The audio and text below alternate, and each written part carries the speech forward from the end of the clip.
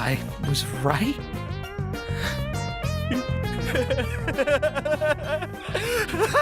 I can't believe I was right! Okay, I'll be honest. This scene kind of hurts to watch because out of every character in the Amazing Digital Circus, the one who's mentally declining and showing signs of abstraction is my favorite character, Jax. Like, really, we had other options. Why did it have to be Jax? Why couldn't it have been Zooble?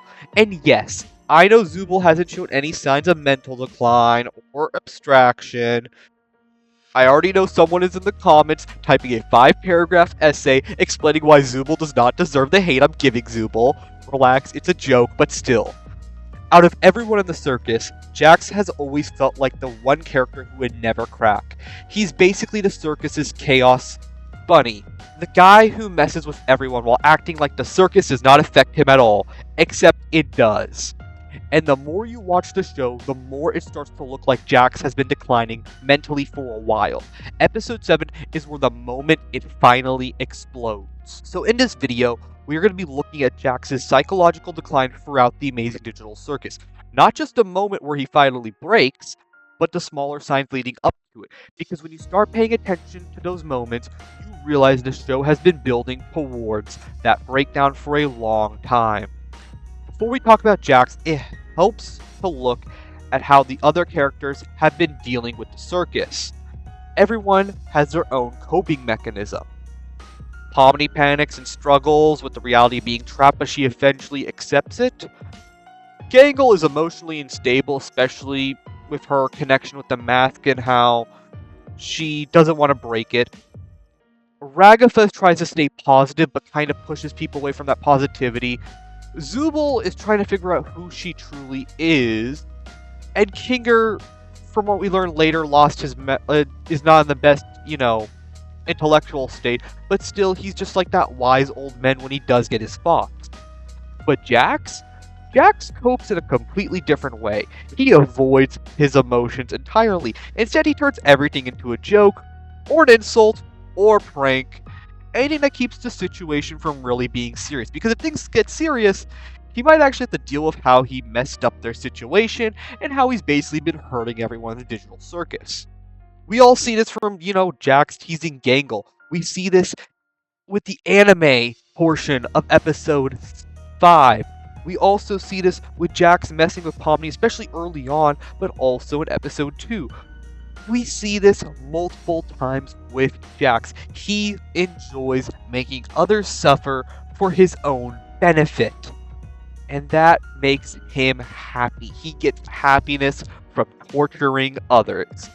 Jax's entire personality revolves around getting reactions out of people. He messes with Gangle. He messes with Pomni. He basically messes with everyone that he's able to mess with the exception of being, Zooble and Kinger. Because if everyone else is reacting to him, he's the one who controls the cards. He's the one who can manipulate everyone. Not really manipulate everyone, but him being the narcissist, he can control everything. He's in control. And as long as he's in control, he doesn't actually have to think about the fact that they're all trapped in a digital circus with no way out. He gets his enjoyment. He gets to be happy.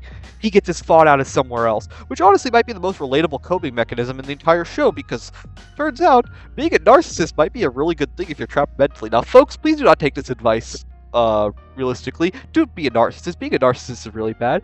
But some people go to therapy. Jax just becomes a professional chaos buddy. Yeah. Instead of going to therapy, that man actually decides just to, be a jerk. But eventually, something starts to change. The group begins adapting to the circus. They stop reacting to Jax the same way they used to.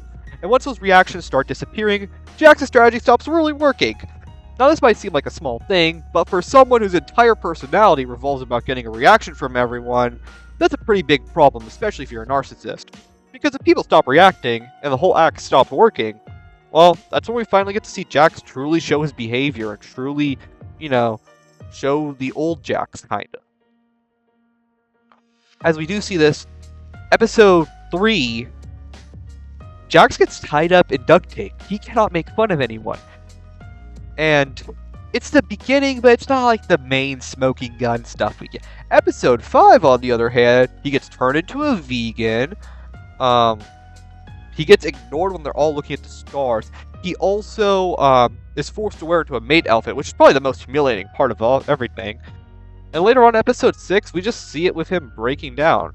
It's Jax. Another moment that might really affect Jax was Ribbit abstracting. That played a major role initially that led him to become a narcissist. We don't get a full explanation of what happened beforehand, but what we can assume is Jax and Ribbit were really close with each other. But it's highly possible that Ribbit abstracting pushed Jax into full-on emotional detachment, for him to become a narcissist, for him not to build connections, but antagonize people so he cannot build a connection with them, so he doesn't feel hurt when they eventually abstract. Because if someone close to you in the circus can just suddenly abstract, then getting emotionally attached to them becomes dangerous.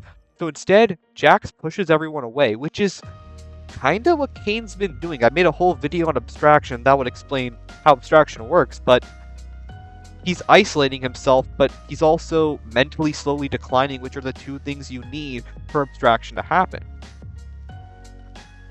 So Jax just pushes everyone away with sarcasm, insults, jokes, straight up torture stuff, anything to avoid actually caring about someone or building a deep bond with them.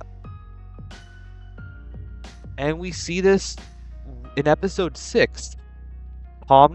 Jax finally feels happy with Pomni, but when Pomni shows that emotion back, Jax does everything in his own power to stop that, because he doesn't want to build any connections. He doesn't want to lose another person. He doesn't want to be vulnerable again.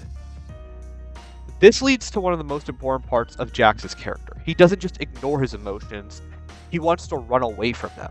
Whenever something serious happens, Jax immediately switches back to sarcasm or chaos. We saw this in episode 6 like I was talking about, but in the reality, the circus catches up to him, because ignoring your problems does not make them disappear. They are eventually going to show up.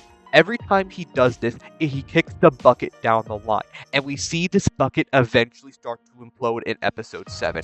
And for Jax, episode 7 was the moment, because for the first time, we saw him truly start to abstract.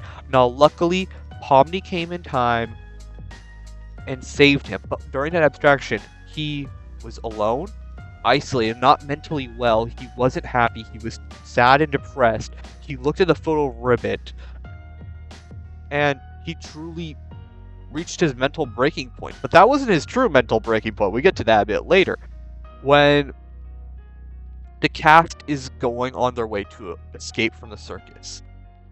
Jax loses his mind mentally, presses the wrong button, and it turns out the entire adventure was fake. It was just an adventure from Kane to, make sure they stay with him and not leave him.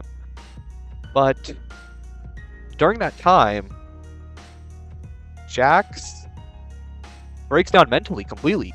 He blames Kane for everything because Kane's been influencing him. He truly has his true mental breakdown, letting all of his emotions out. Letting his frustration out on the one person who he's been frustrated with the entire time. It's been Kane. Kane is the reason for Jax being in the state that he's in. Because Kane is the reason why Ribbit abstracted. Kane is the reason for everything. Kane is the one who makes the adventures. Kane is the one who's been influencing his mind. If you think all this mental decline was just him slowly adapting, yes it is, but also a major portion of it is Kane influencing Jax's mind. Because the more and more Jax mentally declined, the more Kane could actually get into his mind and start influencing him. And this shows Jax's true decline. When most people think about Jax, they focus on the chaos, the insults, the bullying, him being a narcissist, him being a jerk, him genuinely being a bully. But if you look closer, Jax might be one of the most emotionally fragile characters in the entire show, with maybe the exception being Gangle, who's slightly more emotionally fragile. Not because he slowly opens up, it's because he spends so much time hiding his true emotions. And in episode 7, the moment where the mask finally starts to break, he breaks down also. When the mask breaks, he breaks down. But hey, that's just my interpretation. What do you think? Do you think Jax has been declining mentally for a while, or do you think in episode 7 that was really just the first sign of something going wrong? Do you think it will get worse for him in episode 9 and 8? Let me know in the comments down below. And if you enjoyed this video, make sure to like and subscribe, because the deeper we go into the Amazing Digital Circus, the more this place starts to feel less like a comedy show and more like a psychological horror show, and the more I talk about this show, the more I want to abstract and slowly lose my mind like Jax has. That's all I have for you today, folks. I will see you next time. Hands are out.